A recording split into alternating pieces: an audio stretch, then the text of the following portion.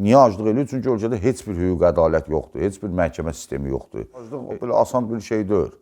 İnsanın bədəni quruyur, beyin ağrıyır, başı ağrıyır, gözü ağrıyır, gözlər zəifləyir. İndi Tofiq Yaqublu 65 yaşına az qalıb, artıq bir ayda aclıq eləyir. Bu qədər olmaz axı. Bildik, Tofiq Yaqubdan qisas almaq istəyirsiniz.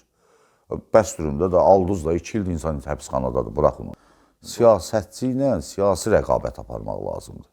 Siyasətçi ilə debatda yarışmaq lazımdır. Siyasi rəqibindən seçkidə yarışmaq lazımdır. Tofiq bəy 30 gündür aclıq. Onun bəyəm səhhətində hansı problemlər yoxdurmu var? O cümlədən bizlərə də hər hansı bir təsirləri olmalıdır bunun mütləq şəkildə.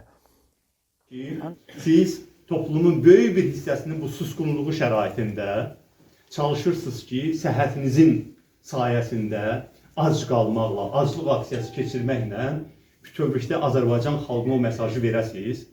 Mən də bura ona görə gəldim ki, həm sizə təşəkkür edeyim bu fədakarlığınıza görə, həm də açığı səsimi sizin səsinizə qoşum, daha çox insana çatdıram. Tofiq bəy Azərbaycanın bir qəhrəmanlıq simvoludur, azadlıq simvoludur. Ona görə bizim vətəndaşlıq, vicdan borcumuz ki, biz Tofiq Yaqubun müdafiəsinə qalxaq. Azadlıq tələb eləyirəm Tofiq Yaqub. Azadlıq, azadlıq, azadlıq.